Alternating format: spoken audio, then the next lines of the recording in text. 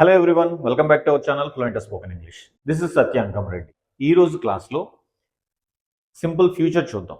Active వాయిస్లో ఎలా use చేస్తాం, ప్యాసివ్ వాయిస్లో ఎలా యూజ్ చేస్తాం. బిఫోర్ గోయింగ్ టు దట్ అసలు సింపుల్ ఫ్యూచర్ అంటే ఏంటో చూద్దాం. ఓకే, సింపుల్ ఫ్యూచర్ అంటే ఏంటి? ఈ సెకండ్ తర్వాత జరిగే పనులు, అది సబ్జెక్ట్ మీరైనా నేనైనా ఎవరైనా ఈ సెకండ్ తర్వాత చేస్తాము. ఈ సెకండ్ తర్వాత చేసే పనులన్నింటినీ, అది ఒక సెకండ్ తర్వాత కావచ్చు, 1 మినిట్ తర్వాత కావచ్చు, 1 అవర్ తర్వాత కావచ్చు, లేదా 10 ఇయర్స్ తర్వాత కావచ్చు, 10 lakhs ఇయర్స్ తర్వాత కావచ్చు. ఫ్యూచర్లో మనం చేసే పనులన్నింటినీ కూడా తీసుకెళ్ళి ఈ సింపుల్ ఫ్యూచర్లో యూజ్ చేస్తాం. ఓకే, అయితే ఈ సింపుల్ ఫ్యూచర్ని యాక్టివ్ వాయిస్, ప్యాసివ్ వాయిస్లో ఎలా కన్వర్ట్ చేస్తాం అండ్ ఎలా ఐడెంటిఫై చేస్తాం అనేది ఈరోజు క్లాస్లో చూద్దాం. బిఫోర్ గోయింగ్ టు దట్ ఏం చేయాలో తెలుసుగా మీకు. Like, share, subscribe our channel fluent spoken English. అలాగే గంట సింబల్ని గట్టిగా కొట్టండి, మీకు రెగ్యులర్గా అప్డేట్స్ వస్తూ ఉంటాయి. మరి ఇంకెందుకు లేటు, టాపిక్లోకి వెళ్ళిపోదామా?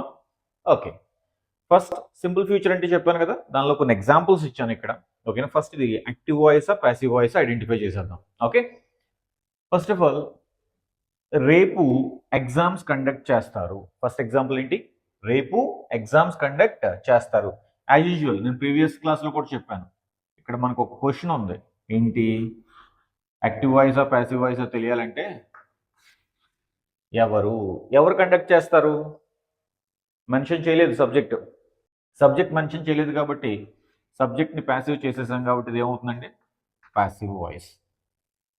ఓకే, నెక్స్ట్ ఇకపై ఎంప్లాయీస్ టైంకి వస్తారు. ఎవరు వస్తారండి? ఎంప్లాయీస్. సబ్జెక్ట్ ఉంది కదా, సబ్జెక్ట్ యాక్టివ్గా ఉంది కాబట్టి ఇది ఏమవుతుంది? Active voice. ఓకేనా, రైట్. నెక్స్ట్ ఇయర్ ఎంప్లాయీస్కి బోనస్ ఇస్తారు. ఎవరిస్తారో మెన్షన్ చేయలేదు. ఎంప్లాయీస్కి ఇస్తారని చెప్తున్నాం కానీ ఎవరిస్తారో అని మనం మెన్షన్ చేయలేదు. ఎవరిస్తారో మెన్షన్ చేయలేదు కాబట్టి ఇది ఏమవుతుంది? ఇప్పుడు సబ్జెక్ట్ లేదు అంటే సబ్జెక్ట్ని ప్యాసివ్ చేసేసాం, ప్యాసివ్ వాయిస్. ఓకేనా, ఎంప్లాయీస్కి బోనస్లు ఎవరు ఇస్తారు? మేనేజ్మెంట్ ఇస్తుంది. అంటే సబ్జెక్ట్ ఈజ్ ఆబ్వియస్. మనం చెప్పుకున్నాం ప్యాసివ్ వాయిస్ ఫస్ట్ వీడియోలో, ఆ పని వాళ్ళే చేస్తారు అన్నప్పుడు మనం సబ్జెక్ట్ని మెన్షన్ చేయాల్సిన అవసరం ఉండదు. అందుకే మనం ప్యాసివ్ వాయిస్లో యూజ్ చేసుకుంటాం. ఓకేనా, రేపు క్లాస్లో నేను ప్రెజెంటేషన్ ఇస్తాను. ఎవరు ఇస్తారండి? నేను. సబ్జెక్ట్ నేను ఉన్నాను కదా, మరి సబ్జెక్ట్ యాక్టివ్గా ఉంది కాబట్టి ఇది ఏమవుతుంది? Active voice. ఓకేనా, నెక్స్ట్ త్వరలో అతనిని అరెస్ట్ చేస్తారు. ఎవరు చేస్తారు? మెన్షన్ చేయలే. అతన్ని అరెస్ట్ చేస్తారంటున్నాం కానీ ఎవరు అరెస్ట్ చేస్తారు? ఇది కూడా సేమ్ చెప్పాను. ఎవరు అరెస్ట్ చేస్తారు? పోలీసులు అరెస్ట్ చేస్తారు. Subject obvious. ఇక్కడ మనం త్వరలో అతన్ని పోలీసులు అరెస్ట్ చేస్తారు అని మెన్షన్ చేయక్కర్లేదు, ఎందుకంటే ఆ పని వాళ్లే చేస్తారు కాబట్టి మనకు అతన్ని అరెస్ట్ చేస్తారనే పాయింట్ ఇంపార్టెంట్ కాబట్టి అది చెప్తే చాలు. అందుకే ప్యాసివ్ వాయిస్ యూజ్ చేస్తున్నాం మనం. ఓకేనా, త్వరలో అతనిని అరెస్ట్ చేస్తారు. ఏమవుతుంది? ఇది సబ్జెక్ట్ లేదు కాబట్టి ప్యాసివ్ వాయిస్. నెక్స్ట్, డిసెంబర్లో పుష్ప మూవీ రిలీజ్ చేస్తారు.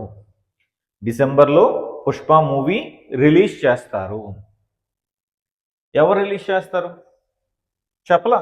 డిసెంబర్లో పుష్ప మూవీ రిలీజ్ చేస్తారు అంటున్నాం కానీ డిసెంబర్లో పుష్ప మూవీ ఎవరు రిలీజ్ చేస్తారు? సబ్జెక్ట్ మెన్షన్ చేయట్లేదు కాబట్టి this is also passive voice. Next week ఆమె ఏంటండి?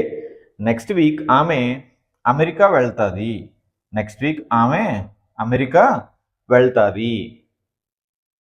క్వశ్చన్ గుర్తుంది కదా, ఎవరు వెళ్తారు? ఆమె వెళ్తుంది. అంటే సబ్జెక్ట్ ఉంది, సబ్జెక్ట్ యాక్టివ్గా ఉంది కాబట్టి ఇది ఏమవుతుంది? Active voice. నెక్స్ట్ టైం ఆమెని టీమ్ లీడర్గా ఎన్నుకుంటారు. ఎవరు ఎన్నుకుంటారు? చెప్పట్లేదు. ఆమెని ఎన్నుకుంటారు అంటున్నాం కానీ ఎవరు ఎన్నుకుంటారు ఆమెని? సో సబ్జెక్ట్ లేదు ఇక్కడ, సబ్జెక్ట్ని మెన్షన్ చేయలేదు కాబట్టి ఇది కూడా ఏమవుతుంది? Passive voice. సబ్జెక్ట్ని ప్యాసివ్ చేసేసాం. సింపుల్ అండి ఇది. యాక్టివ్ వాయిస్, ప్యాసివ్ వాయిస్ మీకు ఫస్ట్ వీడియోలో ఎక్స్ప్లెయిన్ చేశాను డిఫరెన్స్. అంటే మనం తీసుకున్న సెంటెన్స్లో, మనం మాట్లాడే సెంటెన్స్లో సబ్జెక్ట్ యాక్టివ్గా ఉంటే అది యాక్టివ్ వాయిస్. మనం చాలాసార్లు సబ్జెక్ట్ యూజ్ చేయాల్సిన అవసరం ఉండదు. సబ్జెక్ట్ యూజ్ చేయకుండానే మనం చాలా సెంటెన్సెస్ మాట్లాడతాం. సో అంటే సబ్జెక్ట్ని ప్యాసివ్ చేసేస్తున్నాం. సబ్జెక్ట్ అవసరం లేదు కాబట్టి ప్యాసివ్ చేసేస్తాం. అందుకే దాన్ని ప్యాసివ్ వాయిస్ అంటాం. సింపుల్ లాజిక్ అనమాట. సో ఇప్పుడు simple future, active voice, passive voice identification clarity వచ్చింది కదా. మరి ఇప్పుడు ఈ సెంటెన్సెస్ని మనం ఇంగ్లీష్లో ట్రాన్స్లేట్ చేయాలంటే మరి మనకి స్ట్రక్చర్ కూడా కావాలి కదా. చూద్దాం. Simple future active voice structure ఏంటి, ప్యాసివ్ వాయిస్ స్ట్రక్చర్ ఏంటి ఒకసారి చూసుకుందాం. Okay, first simple future active voice structure. Subject plus will verb 1, subject plus will verb 1 plus object అండి. Simple future active voice structure ఏంటి?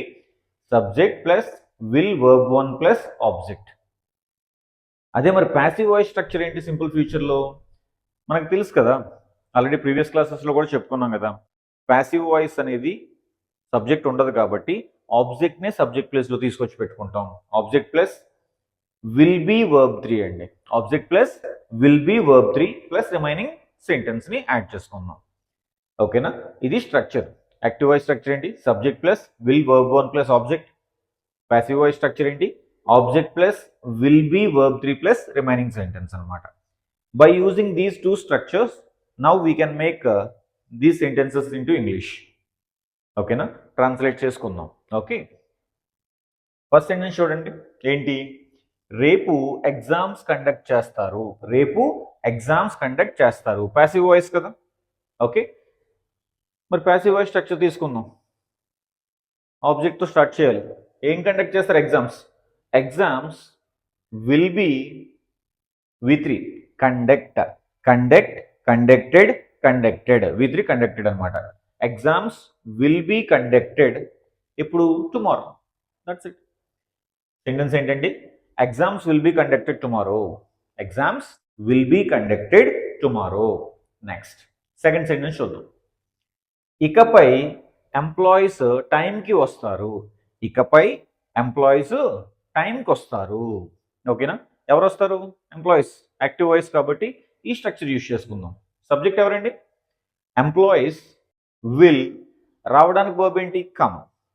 Employees will come on time from now. Employees will come on time from now. Employees will come on time from now. ఇకపైన అంటే from now లేదా here after. ఓకేనా, from now అనొచ్చు, here after అనొచ్చు, now onwards కూడా అనొచ్చు. ఓకేనా, employees will come on time from now. Third example. Next year ఎంప్లాయీస్కి బోనస్ ఇస్తారు. నెక్స్ట్ ఇయర్ ఎంప్లాయీస్కి బోనస్ ఇస్తారు. ప్యాసివ్ వాయిస్ కదా. Let's translate. అయితే మనం ప్యాసివ్ వాయిస్ దేంతో స్టార్ట్ చేస్తాం? ఆబ్జెక్ట్తో. అయితే ఇక్కడ అబ్జర్వ్ చేయండి, there are two objects here. ఒకటి ఎంప్లాయీస్, రెండోది బోనస్.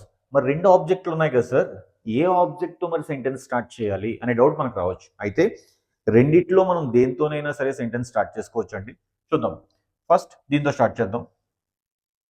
ఎంప్లాయీస్ విల్ బి, ఇవ్వడానికి verb give, gave, given.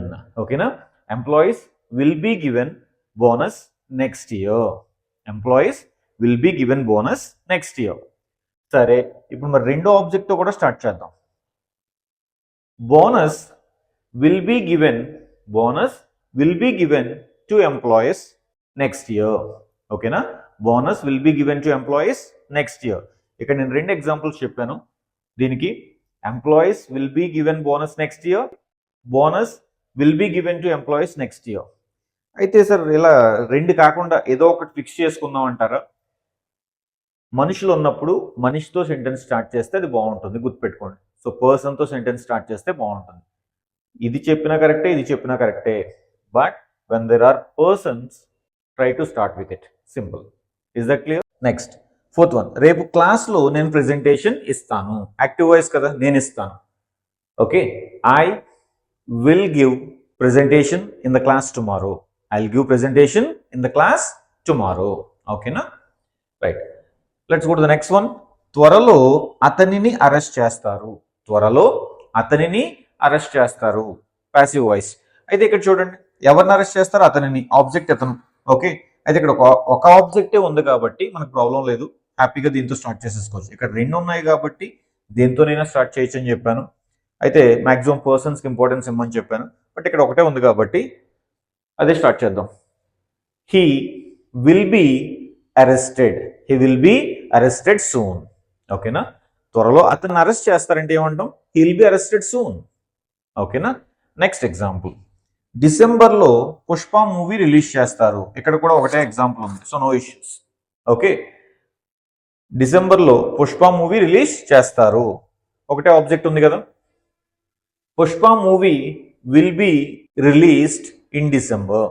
Pushpa movie will be released in December. అర్థమైంది కదా. సో దిస్ సింపుల్ అండి.